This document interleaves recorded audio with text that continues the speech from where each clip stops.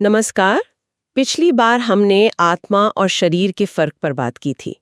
आज हम गीता के अध्याय 14 को समझने की कोशिश करेंगे। हाँ, ये अध्याय प्रकृति के 3 गुणों पर है, सत्व, रजस और तमस। बिल्कुल। और ये गुण कैसे हमारे स्वभाव को, हमारी दुनिया को चलाते हैं, इस पर हम गहराई से बात करेंगे। हमारा मकसद यही है कि इन गुणों को आसान भाषा में समझें और ये भी देखें कि क्या इनसे ऊपर उठा जा सकता है। सही है। और हमारी चर्चा का आधार गीता का अध्याय 14 ही है। तो चलिए शुरू करते हैं। भगवान कृष्ण कहते हैं कि ये एक श्रेष्ठ ज्ञान है जिसे जानकर संत परम सिद्धि पाते हैं। मतलब इसमें कुछ तो खास बात होगी। जरूर। देखिए, कृष्ण सबसे पहले बताते हैं कि ये गुण हैं क्या। ये दिलचस्प है कि हजारों साल पहले ही उन्होंने प्रकृति के मूल तत्वों की बात की। हाँ, जैसे आज विज्ञान इलेक्ट्रॉन, प्रोटॉन, न्यूट्रॉन की बात करता है। बिल्कुल वैसे ही कृष्ण कहते हैं कि सारी भौतिक प्रकृति, ये दुनिया, इन्हीं 3 गुणों सत्व, रजस, तमस से बनी है। और यही गुण हैं जो हमें अविनाशी आत्मा को इस शरीर में बांधते हैं।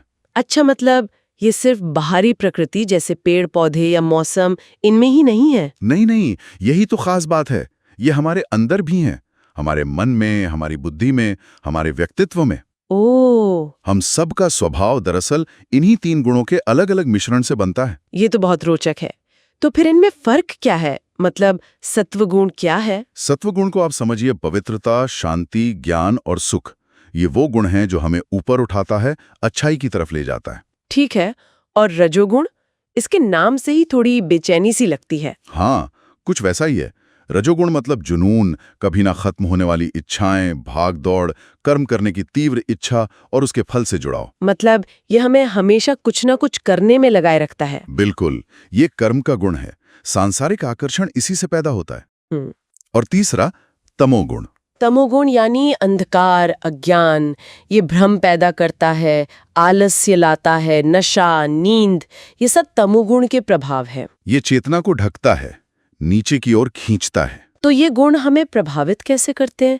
क्या ये सिर्फ हमारे मूड बदलते हैं या कुछ और भी? नहीं, इनका असर बहुत गहरा है। कृष्ण कहते हैं सत्वगुण सुख और ज्ञान से बांधता है। ध्यान दीजिएगा, सुख से भी बांधता है। अच्छा, ये भी एक बंधन है। हाँ, भले ही सुखद हो। रजोगुण कर्म और फल की इच्छा से बांधता है और तमोगुण तो प्रमाद, आलस्य और नींद से बांधकर व्यक्ति को पूरी तरह भटका देता है। तो हमें कैसे पता चले कि हम पर कौन सा गुण हावी हो रहा है? क्या इसके कोई लक्षण बताए हैं? हाँ हाँ, बिल्कुल। गीता में साफ बताया है। जब आपके मन और इंद्रियों में हल्कापन, ज्ञान का प्रकाश और शांति महसूस हो तो समझें सत्वगुण बढ़ रहा है। और रजोगुण? जब लोभ बढ़े, हर काम में अपना फायदा दिखे, बेचैनी हो, बहुत ज्यादा एक्टिविटी हो, तो वो रजोगुण है। और तमोगुण? जब मन भारी लगे, कुछ करने का मन ना करे, अज्ञान, आलस्य, मोह या लापरवाही छा जाए, तो वो तमोगुण का प्रभाव है। इसका असर तो लगता है जीवन के बाद भी रहता होगा। बिल्कुल। कृष्ण ये भी बताते हैं, अगर मृत्यु के समय सत्वगुण बढ़ावा है तो व्यक्ति उत्तम पवित्र लोकों में जाता है। और रजोगुण में? रजोगुण में मरने वाला कर्मों के फल भोगने के लिए फिर से मनुष्य लोक में जन्म लेता है। और अगर तमोगुण हावी हो तो फिर वो पशु, पक्षी या कीट पतंग जैसी निचली योनियों में जाता है। कर्मों का फल भी ऐसा ही है। सात्विक कर्म का निर्मल सुख, राजसिक का दुख और तामसिक का फल अज्ञान। बाप रे, ये तो एक चक्र जैसा है, गुणों का बंधन। क्या इससे बाहर निकलना मुमकिन है? क्या कोई रास्ता है? हाँ बिल्कुल, यही तो सबसे जरूरी बात है इस अध्याय की। कृष्ण कहते हैं कि असली मुक्ति इन तीनों गुणों से परे जाने में है। परे मतलब गुणातीत होना, गुण प्लस अतीत, गुणों के प्रभाव से ऊपर उठ जाना। भगवान स्वयं इन गुणों से परे हैं, वो गुणातीत हैं। अच्छा। और जब हम अपना मन उनमें लगाते हैं, उनकी भक्ति करते हैं, तो धीरे धीरे हम भी इन गुणों के बंधन से मुक्त होने लगते हैं।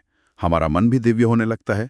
इसी पर तो अर्जुन ने पूछा भी था कि जो व्यक्ति इन गुणों से परे चला गया है, यानी गुणातीत हो गया है, उसके लक्षण क्या होते हैं? वो कैसे रहता है, कैसे व्यवहार करता है? हाँ, बहुत अच्छा सवाल था और कृष्ण ने बहुत सुंदरता से समझाया। क्या बताया उन्होंने? उन्होंने कहा कि ऐसा व्यक्ति समभाव में रहता है। मतलब गुणों के प्रभाव से वो विचलित नहीं होता, चाहे ज्ञान सत्व आए, चाहे कर्म की प्रवृत्ति रजस या मोह तमस।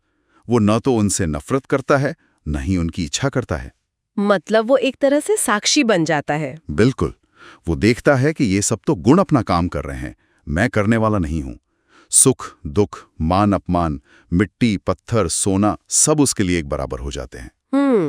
वो बस स्थिर रहता है, ये जानते हुए कि कर्ता केवल ये गुण हैं, और यही समझ, यही ज्ञान उसे मुक्त कर देता है। व्यावहारिक मतलब क्या है हमारे लिए? देखिए, इसका सीधा सा मतलब है कि हम रोजमर्रा के जीवन में सचेत रहें, कोशिश करें कि अपने अंदर सत्व गुण को बढ़ाएं। कैसे, मतलब क्या करें? जैसे शुद्ध विचार रखना, ज्ञान पाने की इच्छा रखना, जो है उसमें संतोष करना, दूसरों के लिए प्रेम और करुणा रखना, ये सब सत्व बढ़ाने के तरीके हैं। और रजोगुण और तमोगुण को कम कैसे करें? रजोगुण की अधिकता, जैसे बहुत ज्यादा लालच, बेचैनी, हमेशा भागते रहना, इसे पहचानें।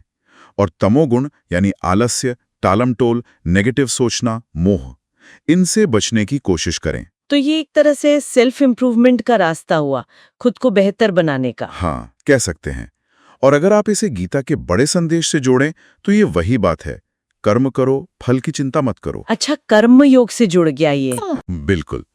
जब हम इन गुणों के खेल को समझ जाते हैं और बिना किसी आसक्ति के अपना कर्तव्य करते हैं, तो नतीजा चाहे जो भी हो, हम परेशान नहीं होते, हम संतुलित रहते हैं। ये समझ हमें कर्म और उसके फल के बंधन से धीरे धीरे आजाद करती है। क्योंकि हम जान जाते हैं कि अच्छे काम का फल अच्छा और बुरे का बुरा, ये तो प्रकृति का नियम है। सही कहा। तो संक्षेप में कहें तो गीता का अध्याय 14 हमें अपने अंदर और इस दुनिया में काम कर रही इन 3 ताकतों सत्व, रजस, तमस को पहचानने और समझने का एक तरह से नक्शा देता है। बिल्कुल। और ये समझ ना सिर्फ हमें अपना स्वभाव सुधारने में मदद करती है, बल्कि इन गुणों के असर से ऊपर उठकर सच्ची शांति और कह सकते हैं मुक्ति की ओर ले जाने का रास्ता भी दिखाती है। बहुत खूब। तो श्रोताओं के लिए हम एक विचार छोड़ जाते हैं। अपने रोज के विचारों में, अपनी भावनाओं में, अपने कामों में क्या आप इन 3 गुणों की मौजूदगी को पहचान सकते हैं? और क्या इस पहचान से, इस जागरूकता से अपने जीवन को एक बेहतर दिशा देने की प्रेरणा मिल सकती है? इस पर जरूर सोचिएगा।